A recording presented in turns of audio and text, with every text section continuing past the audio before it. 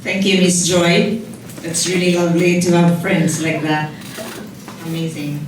So my task now is exciting for me and a big honor because I'm going to introduce to you our star, our author. It's my great pleasure to introduce Therese Rodriguez, a woman whose life embodies resilience, activism, and leadership. Her unwavering dedication to justice and equality has shaped lives and communities. And we're here today to mark another milestone in a remarkable journey that spans continents and causes. Shortly after she left the Philippines in 1972, Ferdinand Marcos declared martial law. Upon that declaration, Therese joined the Union of Democratic Filipinos, tirelessly fighting against dictatorship and for Filipino-American rights for nearly 2 decades. In 1977, she joined the Asian Pacific Islander Coalition on HIV/AIDS, now a PICHA Community Health Center, where her leadership has been instrumental in advancing healthcare access for Asians and Pacific Islanders, LGBTQ+ individuals, and people living with HIV/AIDS. Under her leadership, PICHA has championed the underserved communities for resources, representation, and culturally inclusive care that they deserve. While spearheading PICHA's transformation as CEO of an organization with over 120 employees, Therese found time to write a book of poetry that beautifully captures her journey from her homeland to her adopted country. The idea of a book took root in 2022, marking her 50th year in New York City. In her review of Therese's book, San Francisco-based editor Elaine Ellinson wrote, "Therese has added a sparkling new voice to the poetry of witness, which has long and distinguished history in the world of literature. Her memoir in poetry offers a unique perspective of her life as a Filipina immigrant, lesbian, political activist, and public health pioneer." Last February, Therese successfully launched her book in her hometown of Parañaque in the Philippines. And now, in a full circle moment, she brings her story home to New York, sharing with us the reflections of her remarkable life. It is truly an honor to welcome Therese Rodriguez.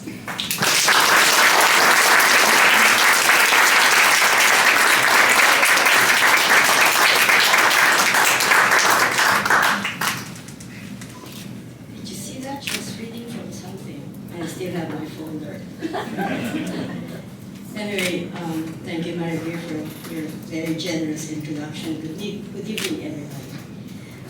Thank you, Kelsey. Through the years, Kelsey has been there for APICHA, providing 101s for our first application to be a federally qualified health center. A thinker and a joyful warrior in HIV, LGBT+, and Asian and Pacific Islander work, and in a very personal way, he has almost never missed an APICHA gala to hear my speech, he says. A great cheerleader and salesperson for my book, and that tonight is a proof of that. Thank you too to the Doors Chief of Staff, Ted Kane and Sunny, who gave their time and attention to help us prepare for the use of this space, and most of all, the friendship they extended to APICHA. I am most grateful to our event sponsors, the AIDS Center of Queens County, Amida Care, APICHA Community Health Center, Winselido Public Relations and Communications, CAI Global, Filipino American Press Club of New York, SAGE, the Alliance of Positive Change, The Door, and Women and Media. My heartfelt appreciation also goes to everyone who made this book a reality. My publisher, Joy Winselido, who's here with her family, Dr. Adrian, and Dr. Winselido, and Monique Winselido. Thank you to my editor also, he's not here, Mila de Guzman, an author in her own right. And if John Farida is here, he was my graphic artist. Thank you for the work that we did together. And a special thanks to Sheila Coronel, who I never imagined would write the foreword to the book. It was just such an exciting time when we learned that she would write the book. And Joy and I were screaming on the telephone saying, how did we do that? Well, it happened. And to my family who are here, I have a nephew and I have nieces here and friends who grew up in Parañaque. And without their love, this project would not have been possible. And please allow me also to acknowledge the presence of the Apicha Book Launch staff team. Please raise your hand. As I mentioned your name, Mihela Mihay is over there. James Han, Roy Kuwas, Julian Rodriguez,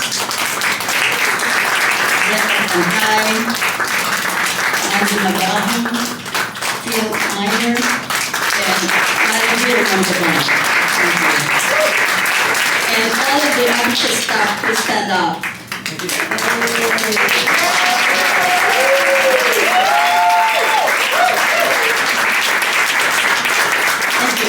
And thank you to the members of the board who are here to support the event. Lee Hong Lee, who you heard earlier, James Luisi over there, and James Young.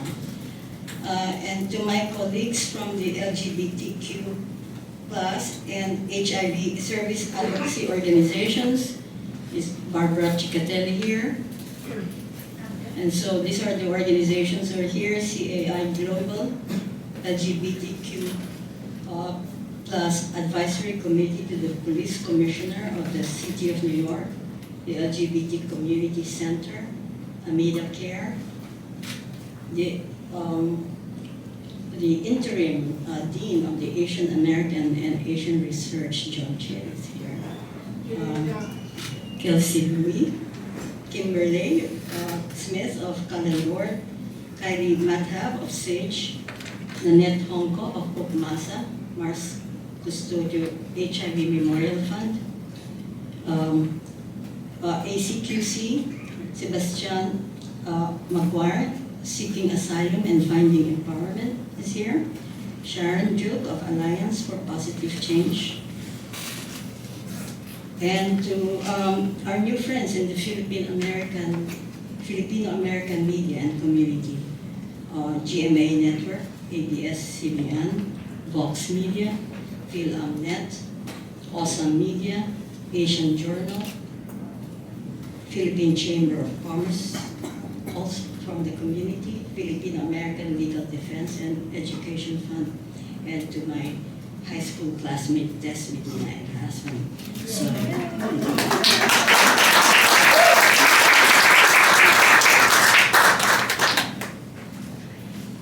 now, why poetry? My poetry teacher, Miss Miraflor, must be rolling in her grave. I did not appreciate poetry then and barely passed English grammar. I am more of a storyteller. I listen and hear the fears, the pains, and the joys of others, learning how to express the needs of folks who cannot speak for themselves, conveying their hopes and possibilities, helping articulate a vision for a better world. This is what my upbringing by my family, the Parañaque town elders, the progressives and activists had taught me. This is the kind of poetry you will find in my book. Poetry also liberated me from rigid writing rules. It allows me to meander, to take a snapshot of the moment, then linger, making note of how an event or an idea affected me. I find the process empowering because it gave me license to be completely honest and vulnerable, unfettered by the mores and taboos in our community. Writing poetry has also allowed me to include relevant historical nuggets that can help readers gain a broader perspective in looking at life with all its complexities and hopefully enrich their compassion and love for other human beings. Furthermore, poetry gives me the vehicle to analyze and understand contemporary events in our country and abroad, currently racked by misguided anger, misinformation, and disinformation. Listening to African American speakers at community gatherings also helped inspire me to write poetry.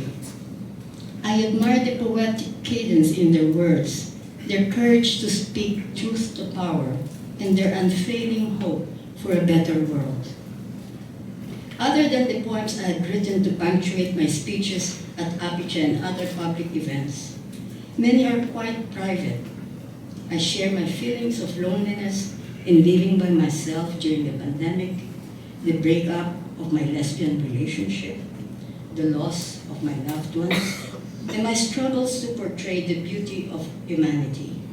Despite these difficult challenges, I thought those poems were only for myself, but I started sharing them with a number of friends and colleagues.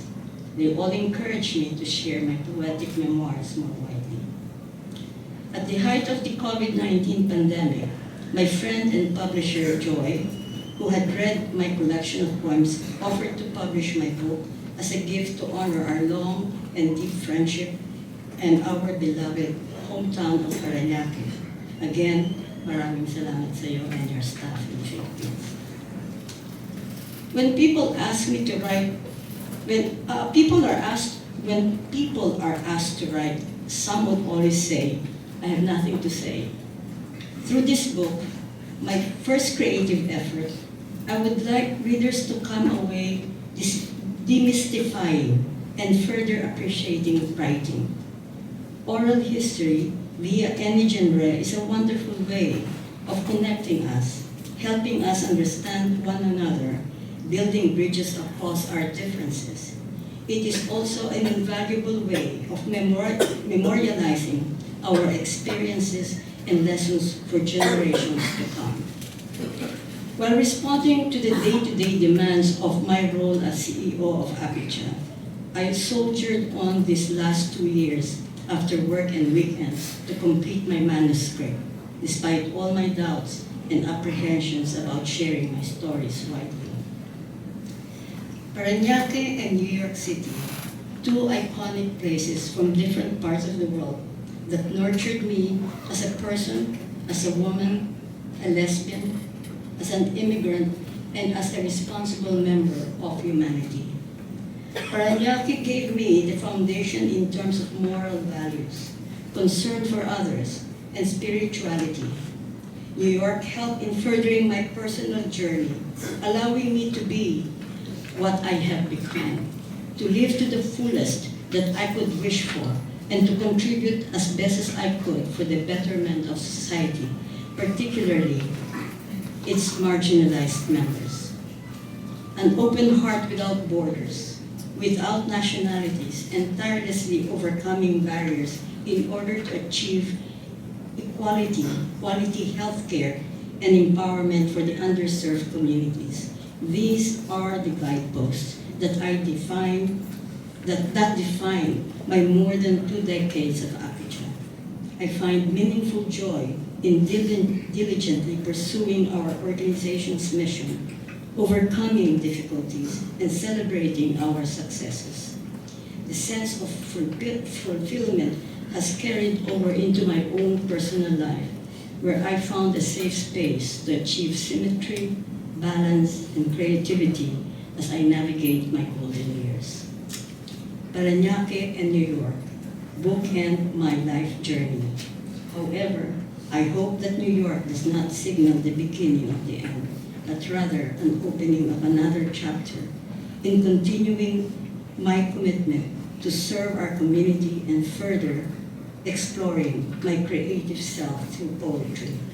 I hope that my work at Apicha will stand the test of time and help serve as a legacy for generations to come, that community service is a life worth living. All the donations for obtaining the book will go to Apicha, which has given me so much unwavering support for my book launch and professional life.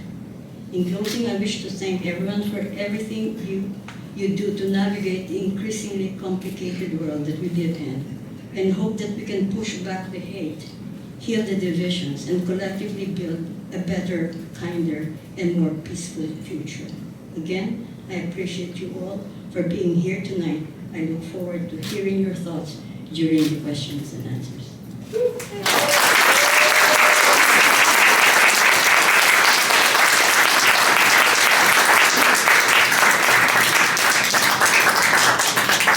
How so amazing. Thank you so much, Therese, for the inspiration you've given us tonight.